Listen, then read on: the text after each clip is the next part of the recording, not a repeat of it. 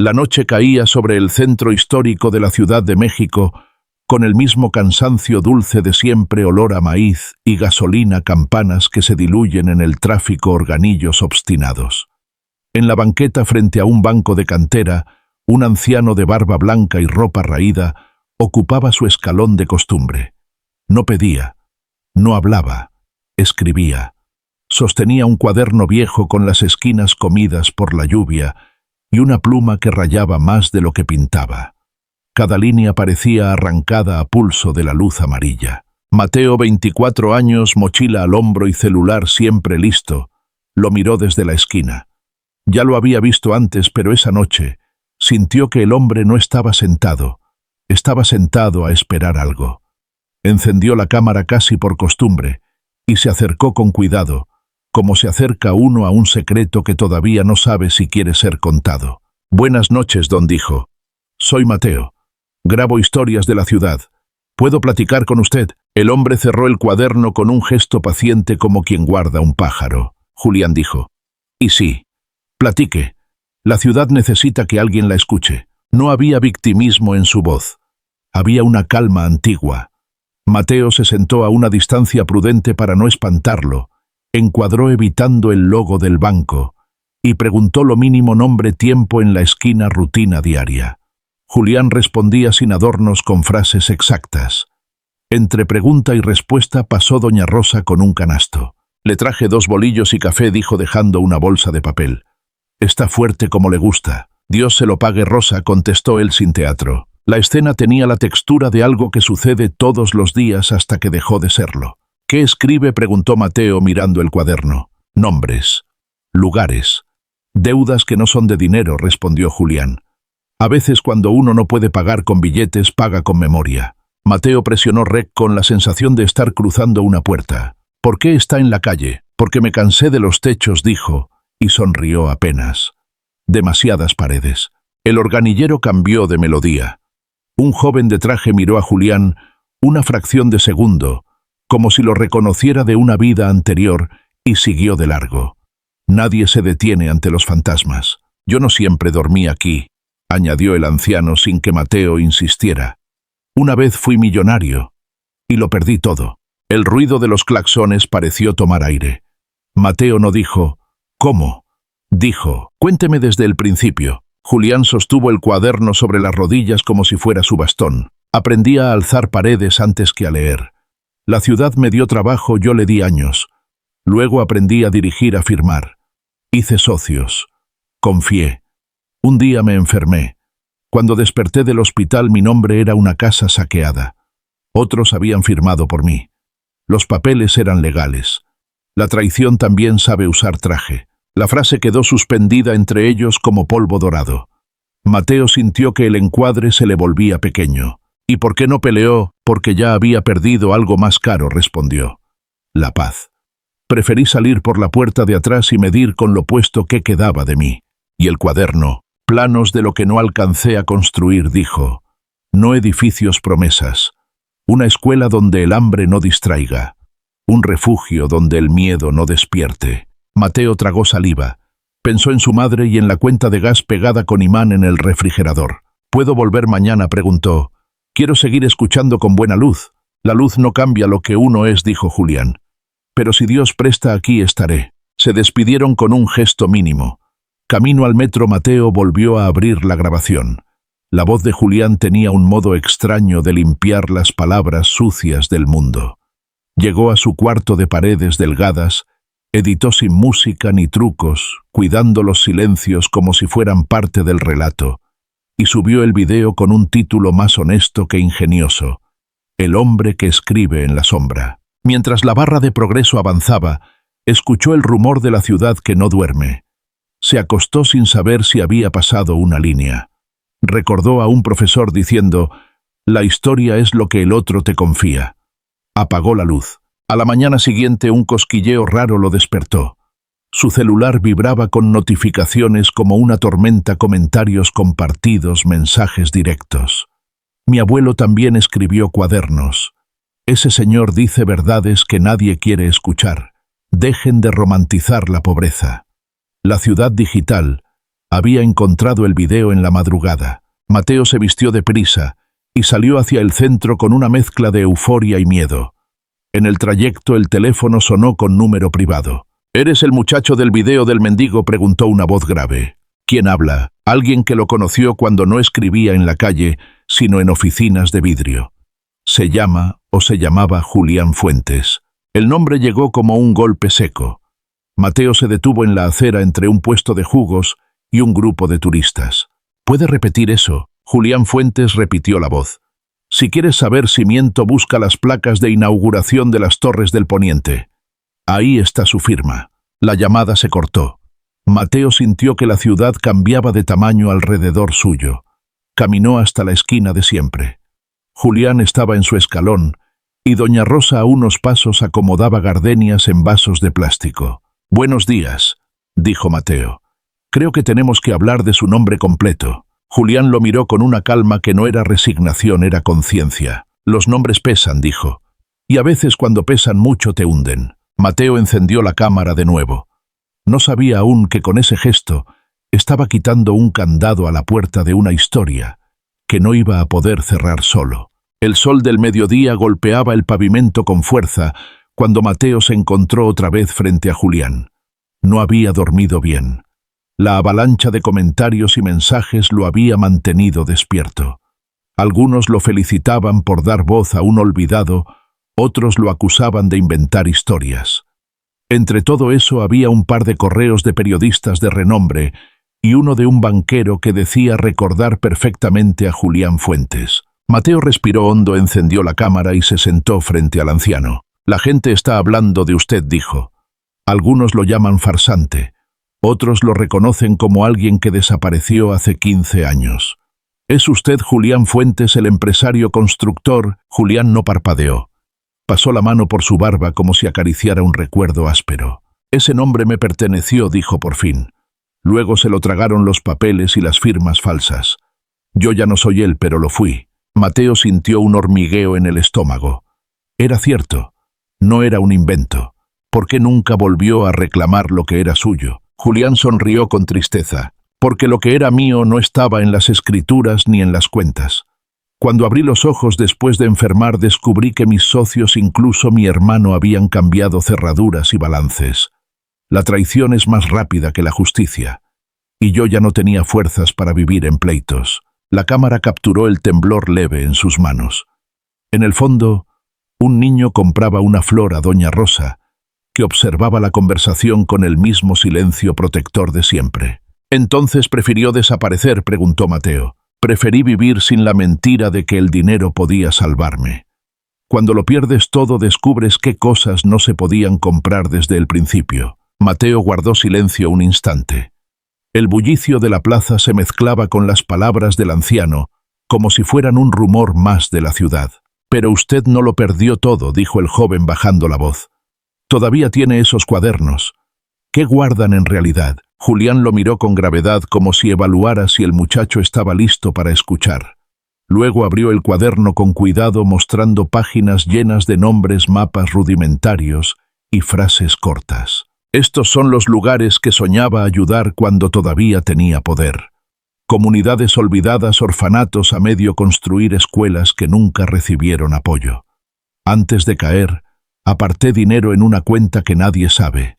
Dinero que no es mío, sino de ellos».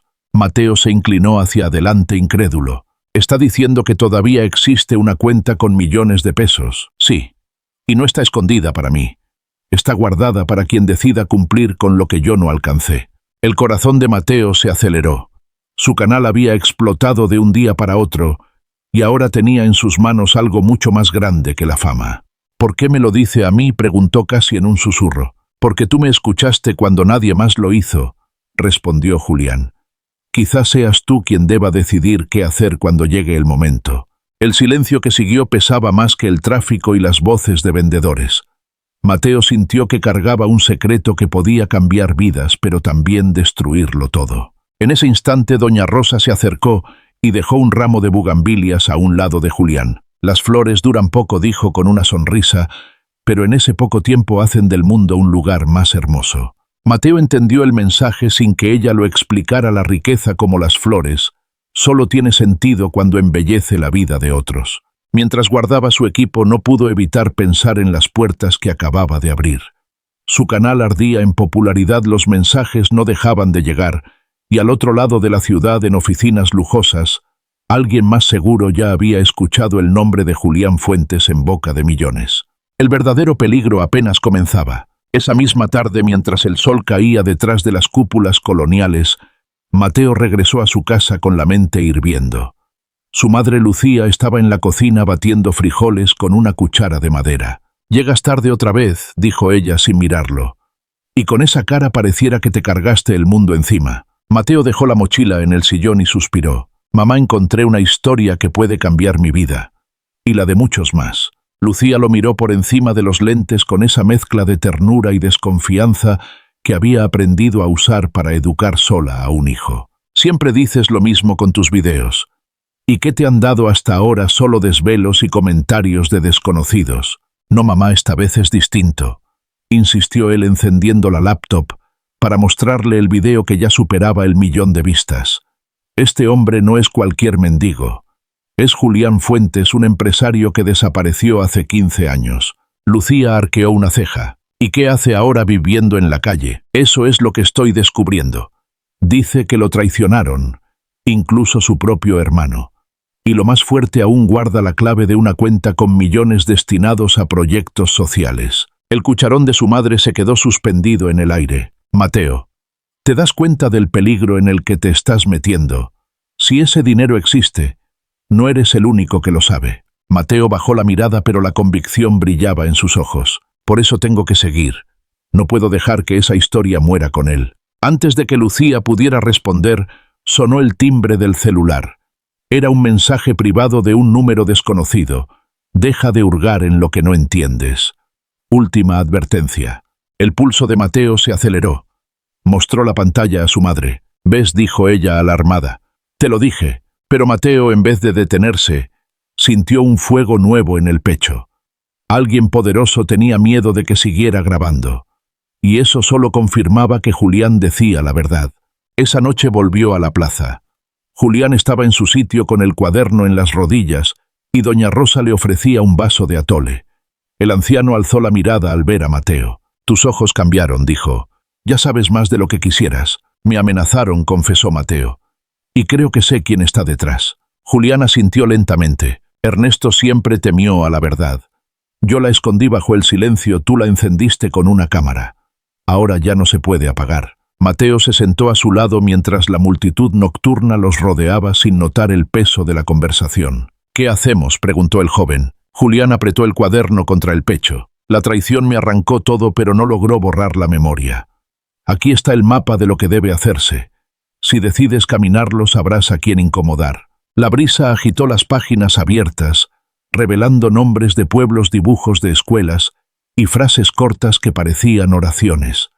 Mateo las miró como si fueran tesoros escondidos en medio de la pobreza. De pronto un automóvil negro se estacionó en la esquina. 2 hombres de traje bajaron y miraron en dirección a ellos. Julián entrecerró los ojos. «El pasado ha olido nuestra conversación», dijo en voz baja. «Prepárate, muchacho. A partir de ahora no estamos contando una historia, estamos luchando por ella». Los hombres de traje se quedaron a unos metros fingiendo comprar cigarros en la tiendita de la esquina. Pero sus ojos no dejaban de vigilar. Mateo tragó saliva. Julián, en cambio, parecía acostumbrado a esas sombras. «No tengas miedo», murmuró el anciano como si hablara para sí mismo. «El miedo es el arma favorita de los que no tienen verdad». Doña Rosa, que había observado la escena desde su puesto de flores, se acercó con decisión. Puso el canasto en el suelo y se plantó frente a los hombres. «¿Se les ofrece una rosa?», preguntó con voz firme, clavándoles la mirada. «Porque aquí no vendemos secretos». Los hombres intercambiaron una sonrisa cínica y regresaron al coche. El motor rugió y se alejaron con lentitud, dejando un aire cargado de advertencia. «Esa señora vale más que todos los millones», susurró Julián. Mateo intentó calmar el temblor en sus manos. «Necesitamos pruebas», dijo. «Si voy a enfrentarme a su hermano, necesito algo que la gente no pueda negar».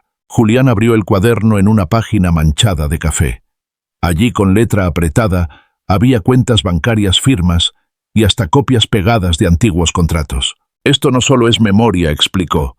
Es mi testamento, y ahora también es tu escudo. Mateo pasó las páginas como si fueran dinamita. Había nombres de políticos, cifras que cuadraban con desvíos en obras públicas, cartas donde Ernesto se comprometía con socios turbios. Todo estaba allí enterrado en aquel cuaderno que parecía inofensivo. Con esto basta para hundirlo, dijo Mateo con la voz temblando de adrenalina. O para hundirte a ti, replicó Julián con una calma que dolía. El poder no se rinde sin sangre. Un silencio pesado se instaló. Los sonidos de la plaza se hicieron lejanos, como si el mundo se hubiera detenido a escuchar su conversación. ¿Está dispuesto a que esto salga a la luz?, preguntó Mateo. Ya no tengo nada que perder, contestó Julián. Pero tú todavía tienes vida por delante. Piensa bien antes de cargar con un enemigo como Ernesto. Doña Rosa, que había vuelto con un ramo de bugambilias en la mano, los interrumpió con suavidad. El que siembra verdad siempre cosecha tormentas, pero también cosecha respeto.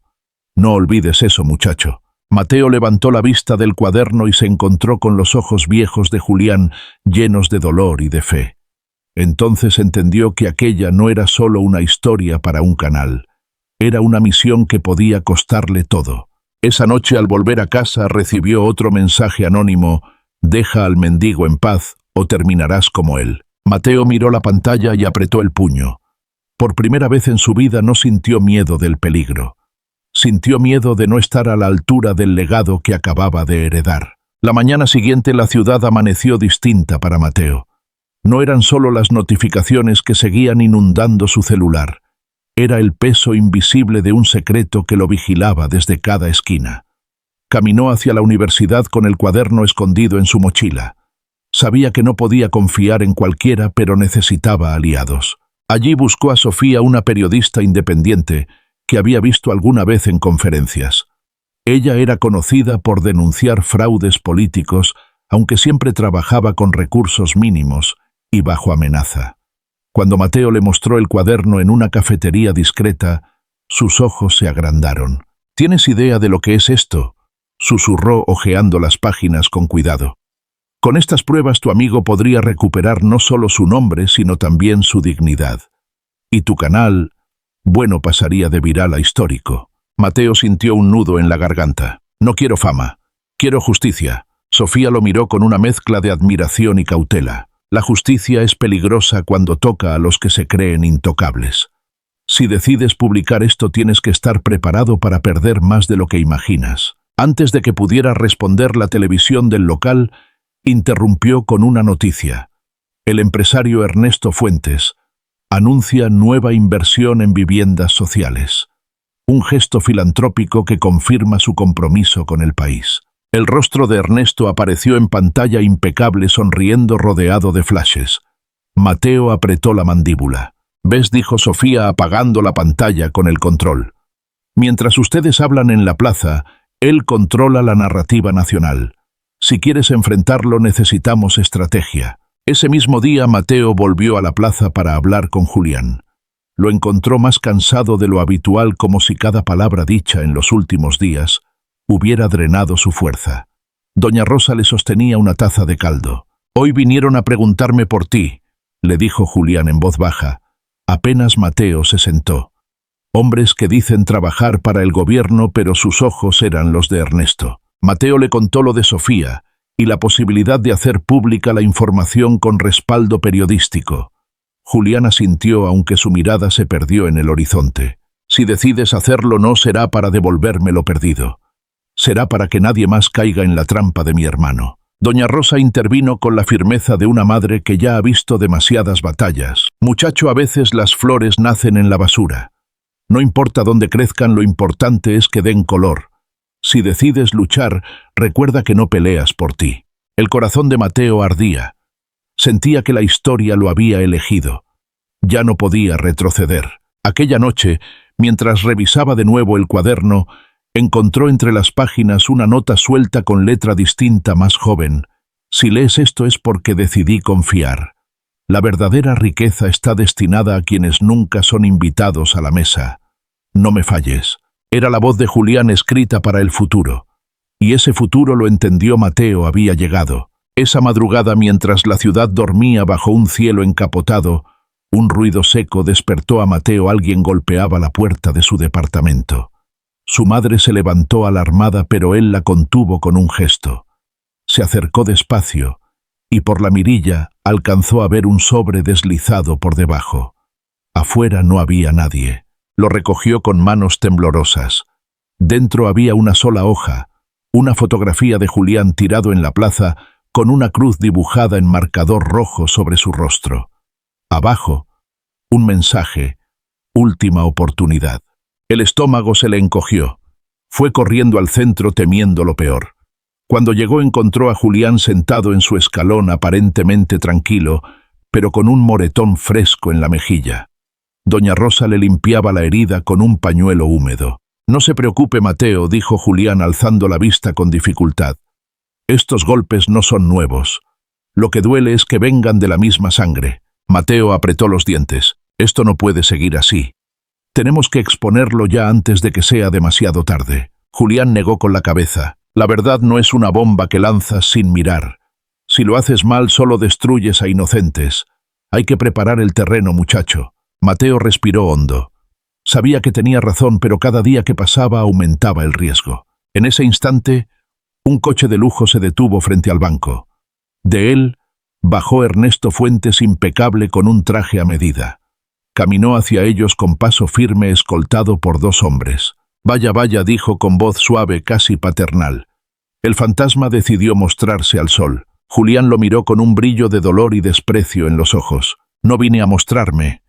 Vine a recordar que lo que hiciste no se borra con discursos ni donaciones falsas». Ernesto sonrió con frialdad. «Hermano, tú elegiste desaparecer. Yo solo seguí construyendo lo que tú no supiste cuidar. El mundo me ve como un benefactor. Nadie escuchará las palabras de un mendigo». Mateo dio un paso adelante con el celular grabando. «Eso está por verse. Ahora millones lo escuchan». Por primera vez la sonrisa de Ernesto se quebró. Se acercó lo suficiente para que solo Mateo lo oyera. «Chico, no sabes en qué te estás metiendo. Esto no es un juego de likes. Si sigues, no solo él pagará las consecuencias». Mateo sostuvo su mirada sintiendo el peso de la amenaza. «No pienso callar». Ernesto dio media vuelta y subió al coche. Mientras se alejaba, gritó: «Entonces atente a las consecuencias». La plaza quedó en silencio. Julián suspiró cansado y le entregó a Mateo el cuaderno. «Ahora es tuyo. Lo que hagas con él decidirá si todo esto valió la pena». Mateo sintió el peso de esas páginas como si cargara la historia de un país entero. La tarde tenía un color de metal cuando Mateo cerró la mochila y se quedó parado frente al banco, mirando cómo la figura de Julián se volvía más pequeña conforme avanzaba la gente. El cuaderno latía en su memoria como un corazón escondido. No era solo tinta y papel, era un mapa de vidas que alguien había decidido salvar, y ahora él tenía la responsabilidad de traducirlo en acciones. Caminó sin rumbo hacia la estación del metro con la sensación de que cada mirada en la calle podía ser una célula de vigilancia. El mensaje anónimo, los hombres en la esquina, la amenaza susurrada en la voz de Ernesto, todo formaba un coro siniestro que le pedía retroceder. Pero ahora, cuando la cámara ya había encendido ojos por todo el país, Mateo no podía retroceder sin sentir que traicionaba a Julián. Esa noche, después de cenar lo que alcanzó a calentar en la cocina, llamó a Sofía. La periodista llegó con un bolso de lona lleno de carpetas y la calma de quien suele dormir poco y pensar mucho. Se sentaron en la mesa del comedor, la luz tenue abriendo sombras en las paredes, y desplegaron las fotografías que Mateo había tomado del cuaderno con tratos, firmas, los números de cuenta escritos con la letra apretada de Julián. Sofía pasó la yema del dedo por una firma raspada, como si quisiera comprobar si era humana. «Esto no es solo un testimonio», dijo. «Es material de querella. Con esto podemos abrir investigación. Pero hay que hacerlo con cuidado. Si reventamos algo sin pericia, pueden manipularlo y voltearlo contra nosotros». «¿Qué propone?», preguntó Mateo, sintiendo que su voz se quebraba por la fatiga. «Primero, blindar las pruebas. Copias digitales en sitios seguros, múltiples respaldos. Segundo, contactar a un abogado confiable que no tenga lazos con la constructora. Tercero, exponer una parte al público con contexto, no solo la acusación, sino la historia humana. Si la gente entiende la injusticia, la presión protege. Mientras Sofía hablaba, Mateo recordó a doña Rosa regando sus flores al amanecer, la forma en que le ofrecía pan, sin preguntar la mirada de Julián cuando le dijo que prefería perder todo antes que su alma. Aquella humanidad era la palanca poderosa. Si lograban moverla, podrían cambiar el rumbo. Esa madrugada, al filo de la madrugada, el teléfono de Mateo sonó con número desconocido. Contestó con el coraje de quien ya no puede callar. Una voz masculina y sin acento lo conminó: «Has abierto una caja que no entenderás. Deja el cuaderno y desaparece». «No voy a hacer eso», respondió Mateo sin dudar. La línea se cortó. A la mañana siguiente la plaza olía a lluvia. Julián ya no estaba en su escalón. Doña Rosa estaba sentada ahí con las flores sin vender. Tenía los ojos hinchados y las manos manchadas de tierra. Cuando Mateo llegó corriendo, ella lo miró y no dijo nada hasta que él estuvo a su lado. «Lo encontraron tirado en la calle de atrás», dijo por fin. «Lo llevaron al hospital municipal. Sangre en la frente. Nadie vio nada a la hora de los hechos». «¿Quién?», balbuceó Mateo. «Los hombres de siempre», respondió ella. Pero él dijo antes de desmayarse que no fuera, que cuidara el cuaderno. El mundo se contrajo en torno a Mateo como un fogón. Corrió con el alma en la garganta hasta el hospital público, donde la fila de espera olía a pañales, desinfectante y cansancio. En urgencias, el personal movía las cosas con la eficiencia de quien ya ha visto demasiada violencia. Sofía le tomó la mano en el pasillo. «Vamos a estar ahí». «No estás solo», murmuró. En la camilla, Julián parecía más pequeño que la mesa metálica que lo sostenía. Había moretones nuevos sobre la piel pálida y un silencio grave en su rostro. Mateo se inclinó y sostuvo su mano temblando. Julián abrió los ojos como quien despierta de un sueño largo. Su mirada todavía retenía la claridad de quien ha visto el fondo del abismo y ha regresado cargando algo. «Dime que no te guardé un testamento inútil», susurró con esfuerzo. No respondió Mateo con la voz rota. «No lo voy a dejar morir en silencio». Entonces prosiguió Julián con la sabiduría suave de quien piensa cada palabra: «Prométeme algo más que no soltar el cuaderno. Prométeme que harás lo correcto cuando llegue el momento». Mateo tragó. Prometió. En la habitación en penumbra, Julián apoyó una mano temblorosa sobre la mochila de Mateo. «En la contraportada hay un número», murmuró. «No es una cuenta cualquiera. Es el legado que dejé para los que no tienen mesa donde sentarse. Está a nombre de una organización civil que solo cobijaba promesas. Encuentra al notario que guardó el testimonio. Él sabrá abrir la llave. Pero cuida las pruebas. La señorita del traje blanco que firma los papeles no es la única con manos». Sofía, que había tomado notas mientras los médicos trabajaban, escuchó y comprendió en un segundo la importancia de aquello. Salió del cuarto como quien tiene una carrera contra el tiempo, y enseguida empezó a mover hilos. Llamó a un abogado amigo. Buscó en bases de datos. Rastreó la cuenta que Julián balbuceó entre dientes y confirmó que efectivamente existía una fiduciaria dormida con movimientos extraños. Mientras tanto, el rumor de la agresión corrió como pólvora por las redes. La foto de la camilla con la mano ensangrentada de Julián, tomada por Mateo, se compartió por miles de cuentas, y la gente empezó a congregarse frente al hospital, con velas, flores y carteles improvisados. La viralidad, que al principio había sido un arma fría, se transformó en un escudo caliente. Voces anónimas, mesas de vecinos, reportes ciudadanos. Ernesto, por su parte, no se quedó quieto. Su oficina, en el piso más alto de una torre con vista a la ciudad, vibró con llamadas y con el ruido sordo de decisiones que se toman para apagar incendios. Su rostro en la pantalla de televisión aparecía más serio que de costumbre.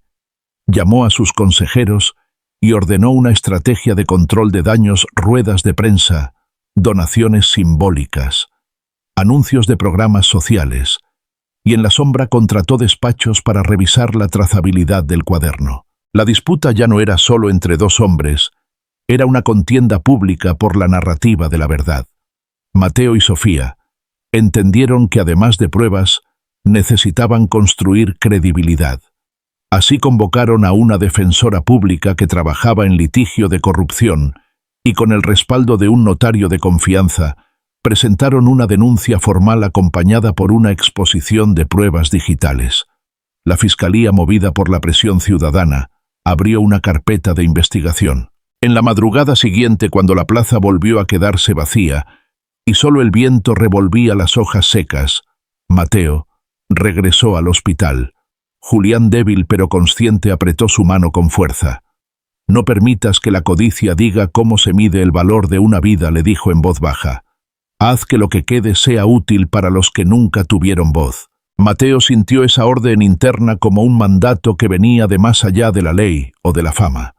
Era la voz de un hombre que, habiendo tocado el fondo, había decidido volver para enseñarle al mundo a no confundir éxito con grandeza.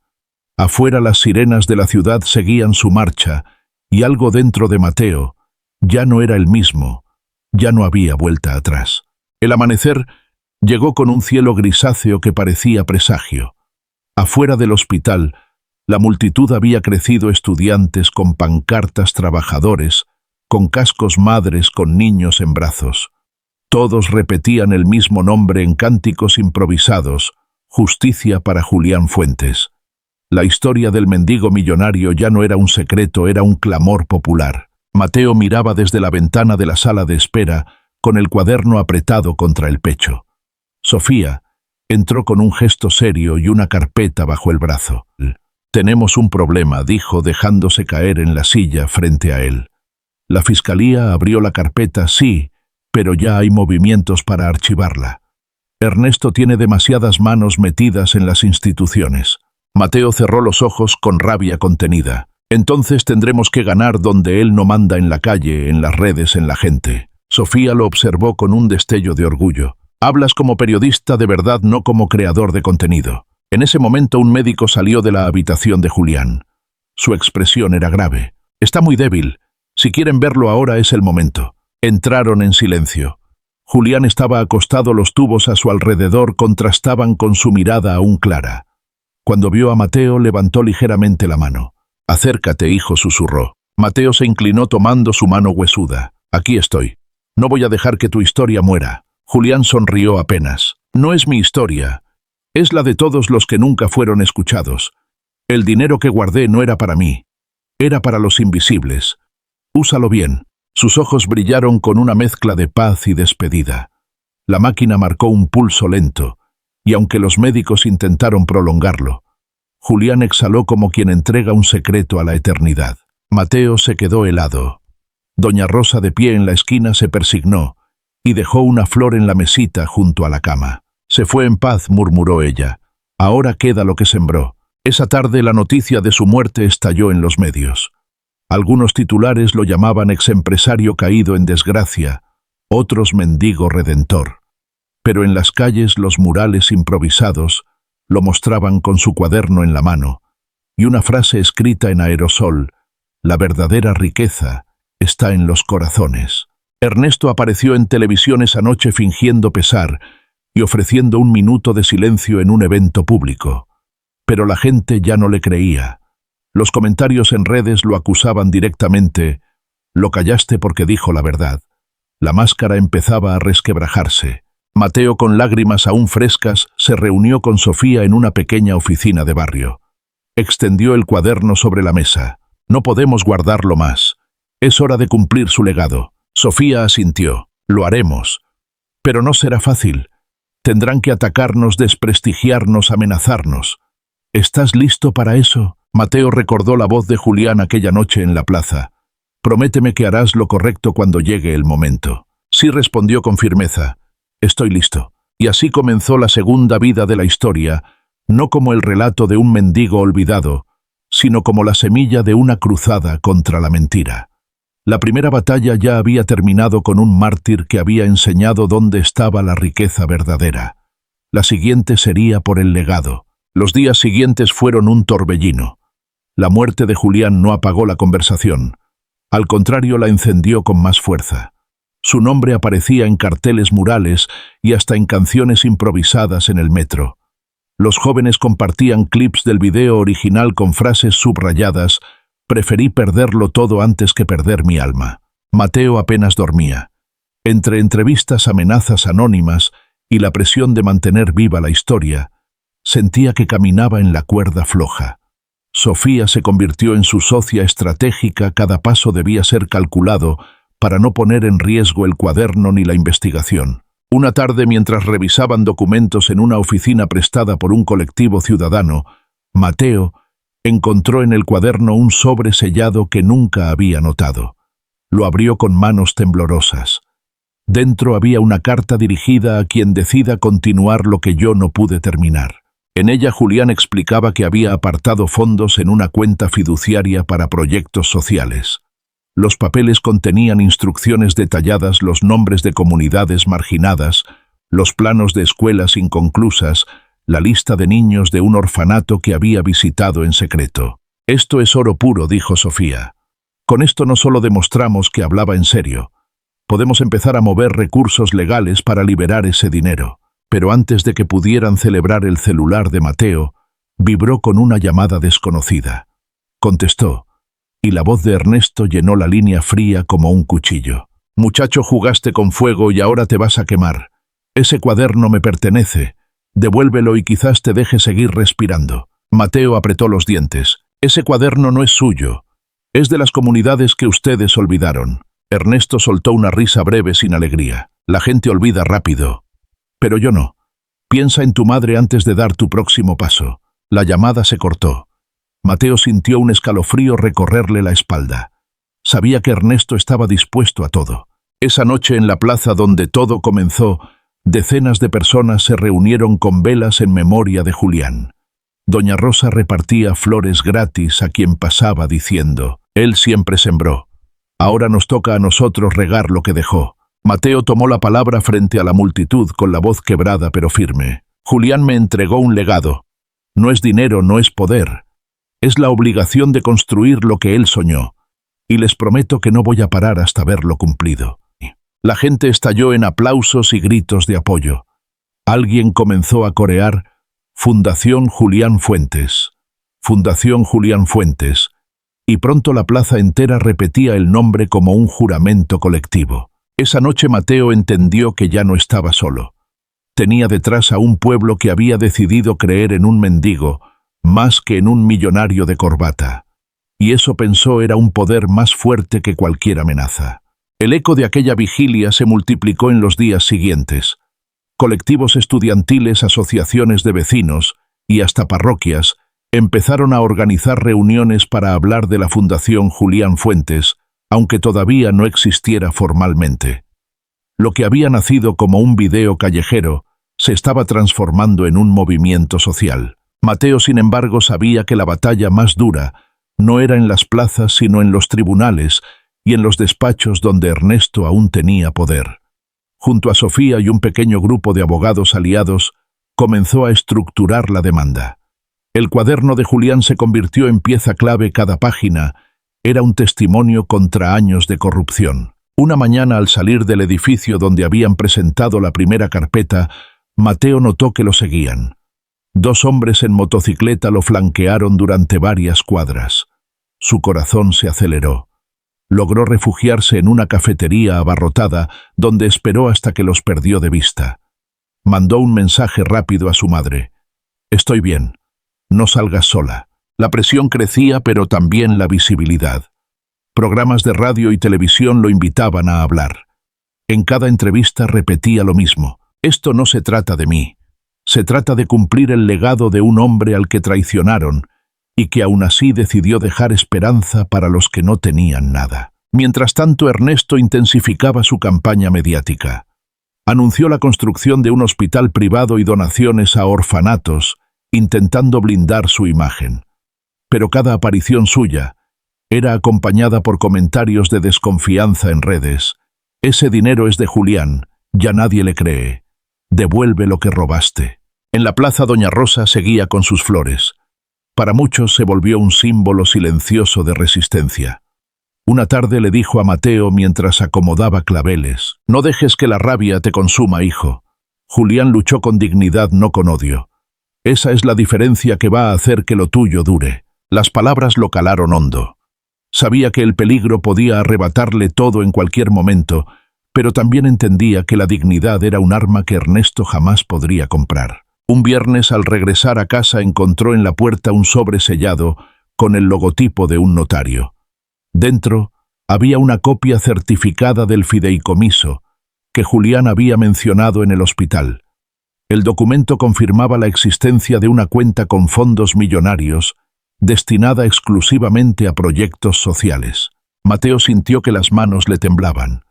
Por primera vez la esperanza dejaba de ser un rumor y se convertía en un hecho tangible.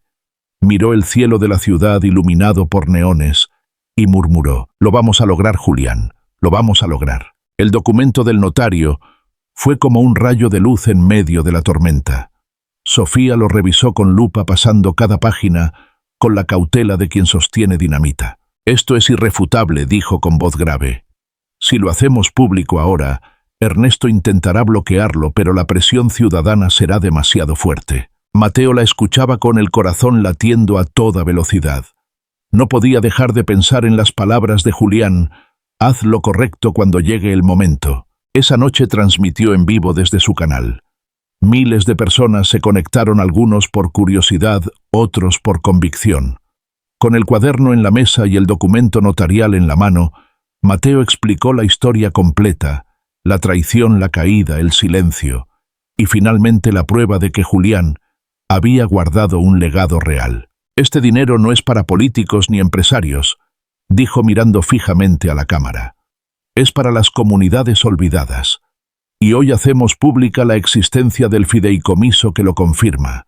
Julián Fuentes no murió en vano. Los comentarios estallaron: «Justicia, estamos contigo, que caiga Ernesto».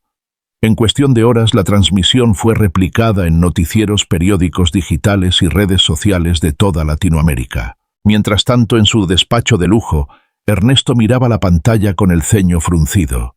Su asistente le informó que la fiscalía había recibido miles de correos exigiendo que actuaran. Por primera vez en años, el hombre que había controlado a jueces y funcionarios sintió que la opinión pública podía arrastrarlo. «Cierren esto como sea», ordenó con la voz tensa. «No me importa cuánto cueste». Pero ya no era tan sencillo. El movimiento había cobrado vida propia. Grupos de voluntarios empezaron a organizarse para vigilar el uso de los fondos. Universidades ofrecieron apoyo legal y técnico, y en las calles la gente coreaba el nombre de Julián como si fuera un héroe popular. Mateo, agotado pero firme, caminó una noche hasta la plaza donde todo había comenzado. Doña Rosa lo esperaba sentada junto a su canasto de flores. «Lo lograste, hijo», dijo con una sonrisa cansada. El mendigo se volvió semilla. Mateo se sentó a su lado mirando el lugar vacío donde antes se sentaba Julián. «No lo logré yo. Lo logramos todos los que creímos en su voz». Doña Rosa le entregó una gardenia. «Ponla en el primer orfanato que construyan. Así él seguirá estando ahí». Mateo asintió con los ojos humedecidos. Y mientras la ciudad seguía latiendo a su alrededor, entendió que la verdadera batalla apenas empezaba, la de transformar la indignación en obras, la memoria en futuro. Los días siguientes fueron un torbellino de cambios. La fiscalía, presionada por la avalancha ciudadana, no tuvo más remedio que abrir de manera formal la investigación contra Ernesto Fuentes y sus socios. Los noticieros hablaban del caso del mendigo millonario a cada hora, y las redes se llenaban de fotos del cuaderno de Julián, convertido ya en símbolo de resistencia. Mateo, sin embargo, apenas tenía tiempo de procesar lo que sucedía. Reuniones con abogados, entrevistas con periodistas, visitas a comunidades interesadas en participar en los proyectos sociales. El peso del legado se hacía más grande cada día, pero también más necesario. Una mañana, acompañado de Sofía, viajó hasta un pueblo en las montañas de Guerrero, uno de los nombres escritos en las páginas de Julián. La escuela era apenas un cascarón de paredes sin techo, abandonada desde hacía más de una década. Los niños tomaban clases bajo un árbol con pizarras improvisadas. Al ver aquello, Mateo sintió que las palabras del anciano cobraban carne. Recordó la página exacta donde Julián había dibujado un plano sencillo: 4 aulas, un patio central, un mural con flores. Sacó el cuaderno de la mochila y lo mostró a los maestros del pueblo. Este fue su sueño, dijo con la voz quebrada. Y ahora tenemos la oportunidad de terminarlo. Los maestros y los padres aplaudieron, algunos con lágrimas en los ojos. Era como si Julián hubiera viajado hasta allí a través de esas páginas. Mientras tanto, en la capital, Ernesto se hundía en una guerra de frentes. Sus abogados lograban retrasar citatorios, pero cada día aparecían más pruebas filtradas. Su imagen pública se deterioraba, y los mismos empresarios que antes lo respaldaban, ahora lo evitaban. La prensa internacional lo señalaba como ejemplo de corrupción desenmascarada por la voz de un mendigo y un joven periodista. Una noche Mateo recibió una llamada inesperada. Era un hombre mayor, exnotario que había trabajado con Julián. «Hijo, él confió en mí para guardar copias de ciertos documentos», dijo con voz pausada. «Quiero entregártelos. La verdad no puede quedarse en cajas fuertes». Al día siguiente se encontraron en una pequeña oficina polvorienta. El notario le entregó una carpeta gruesa con sellos oficiales, contratos originales, escrituras y testimonios que confirmaban la traición de Ernesto. «Con esto no podrán negarlo más», dijo Sofía al hojear las páginas. «Es el golpe final». Esa noche Mateo caminó por la plaza y se detuvo frente al escalón vacío de Julián. El lugar estaba cubierto de flores frescas, velas encendidas y mensajes escritos en cartón. «Gracias por enseñarnos el verdadero valor. El mendigo que sembró futuro». Se sentó en silencio y habló como si el anciano aún estuviera allí. «Lo vamos a lograr, te lo prometo». El viento agitó las páginas del cuaderno y por un instante Mateo sintió que Julián le respondía desde algún lugar más allá de la memoria. La noticia de los documentos entregados por el exnotario se propagó con la velocidad de un incendio en pastizal seco. Periódicos nacionales abrieron portadas con titulares demoledores: «Caen los cimientos de Ernesto Fuentes». En la televisión analistas debatían cómo un mendigo había sacudido a toda una estructura de poder. Ernesto, acorralado, convocó a una rueda de prensa en un hotel de lujo. Apareció con el rostro rígido, flanqueado por abogados. Negó todo, acusó a Mateo de manipular a la opinión pública y trató de presentar el cuaderno como un fraude sentimental. Pero las preguntas de los periodistas, armados con las pruebas filtradas, lo fueron cercando hasta dejarlo sin respuesta.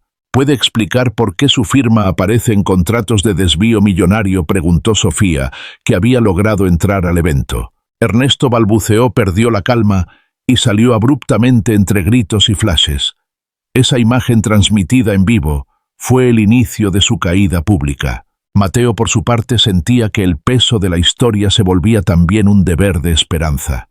Con el fideicomiso desbloqueado por orden judicial provisional, se anunció la construcción del primer proyecto, un orfanato en la periferia de la ciudad, justo como Julián lo había imaginado. El día de la colocación de la primera piedra, cientos de personas acudieron. Doña Rosa llevaba un ramo de gardenias que colocó en el centro del terreno. Los niños del barrio pintaron un mural con la figura de un hombre mayor, escribiendo en un cuaderno bajo la luz de un poste. Mateo tomó la palabra frente a todos. «Hoy no estamos inaugurando un edificio. Estamos continuando un sueño. Julián nos enseñó que la verdadera riqueza no se mide en cuentas bancarias, sino en la vida que transformamos. Este lugar llevará su nombre, Fundación Julián Fuentes». El aplauso fue un rugido que pareció sacudir la tierra misma. La cámara de Mateo grabó cada rostro, cada lágrima, cada sonrisa. En ese momento entendió que su canal ya no era un pasatiempo ni un trampolín, era un medio para mantener viva una verdad que había nacido en la sombra de un banco y se había expandido como luz en toda la nación. Esa noche, de regreso en casa, abrió el cuaderno una vez más. Entre las últimas páginas, encontró una frase escrita por Julián, que nunca había leído. «Si alguien llega a estas palabras, que recuerde: el dinero puede desaparecer, pero lo que siembres en otros dará fruto más allá de tu vida». Mateo cerró el cuaderno con las manos firmes. Afuera la ciudad seguía su ruido interminable, pero dentro de él había un silencio claro como un susurro de gratitud. Sabía que la lucha no había terminado. Ernesto aún tenía recursos, aliados y garras. Pero también sabía que ya no estaba solo. Había un país dispuesto a sembrar junto con él. El orfanato tomó forma más rápido de lo que Mateo hubiera imaginado. La comunidad entera se volcó a colaborar. Albañiles ofrecieron su mano de obra gratis. Estudiantes de arquitectura diseñaron planos inspirados en los dibujos del cuaderno, y hasta pequeños comerciantes donaron materiales. Cada ladrillo levantado era una victoria contra el olvido. Un día, mientras supervisaba la obra, Mateo recibió una llamada inesperada. Era la fiscalía. Le informaban que Ernesto había sido citado a declarar. La presión ciudadana había hecho imposible seguir retrasando el proceso. «Este es el principio del fin», dijo Sofía con una sonrisa contenida. «Pero no podemos confiarnos». Y tenía razón. Esa misma semana un incendio misterioso estalló en la bodega donde guardaban parte del material de construcción. No hubo heridos, pero quedó claro que los enemigos de Julián aún buscaban intimidar. La respuesta de la gente fue inmediata. En lugar de desanimarse, más voluntarios llegaron al día siguiente para reconstruir lo perdido. Mientras tanto, Mateo notaba cómo su vida cambiaba en lo íntimo. Su madre, que al principio temía por él, ahora lo miraba con orgullo. Una noche, mientras cenaban juntos, le dijo: «Tu padre estaría feliz de verte así. Has hecho de la cámara una herramienta para sembrar, no solo para buscar fama». Mateo bajó la mirada con emoción. Recordó sus primeros días persiguiendo likes, sin imaginar que un hombre en un escalón lo convertiría en portavoz de un legado. El día de la audiencia llegó. Afuera del tribunal, cientos de personas se reunieron con pancartas «Justicia para Julián». La verdad no se calla. Mateo y Sofía entraron con el cuaderno protegido en un maletín. Ernesto apareció escoltado con gesto altivo, pero ojos tensos. En la sala, los abogados de la defensa intentaron desestimar el cuaderno como notas personales sin validez legal.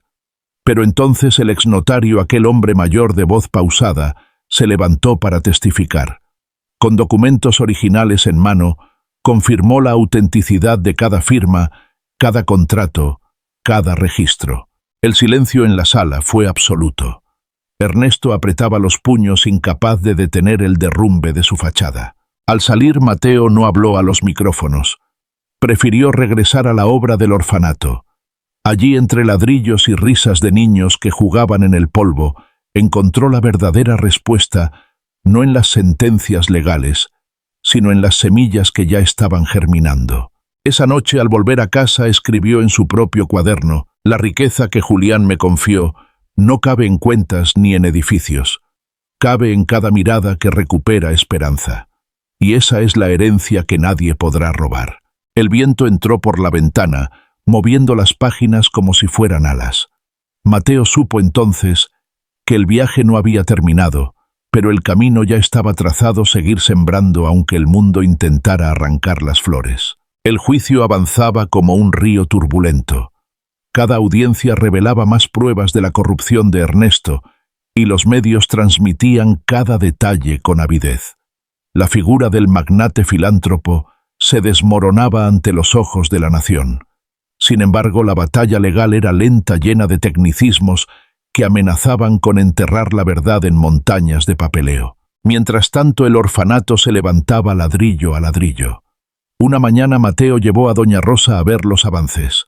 La anciana, con el canasto de flores en el brazo, se quedó en silencio al ver las paredes pintadas con colores vivos, los dibujos de mariposas y soles que los niños habían hecho sobre los muros.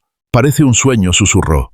«Julián estaría feliz». Mateo asintió con un nudo en la garganta. «Él está aquí en cada detalle». De pronto un niño se acercó corriendo con una flor marchita en la mano.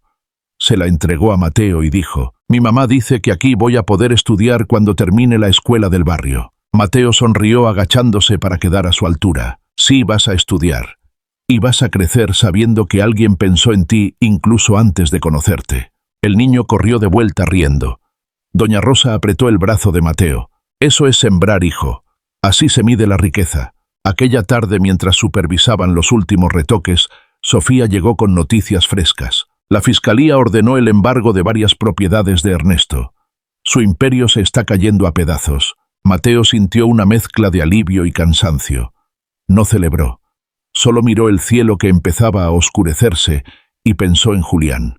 Esa noche se organizó una ceremonia íntima para inaugurar oficialmente el orfanato. No había políticos ni empresarios, solo vecinos voluntarios y los niños que serían los primeros en habitarlo. Una placa de metal brillaba en la entrada. Fundación Julián Fuentes. La verdadera riqueza está en los corazones. Cuando Mateo tomó el micrófono, su voz se quebró. No estaríamos aquí sin él, sin su cuaderno, sin su sueño. Hoy demostramos que un hombre que perdió todo en lo material dejó más herencia que muchos millonarios con mansiones. Y este es solo el inicio. Las luces de las velas iluminaron rostros llenos de esperanza. Algunos lloraban, otros sonreían. Todos sabían que estaban presenciando el nacimiento de algo que trascendía. Esa noche, al caminar de regreso con Sofía y doña Rosa Mateo, pensó que por fin entendía la última frase de Julián: lo que siembres en otros dará fruto más allá de tu vida. El viento arrastraba aromas de flores y cemento fresco. Y Mateo, con el cuaderno bien guardado, supo que la historia apenas estaba floreciendo.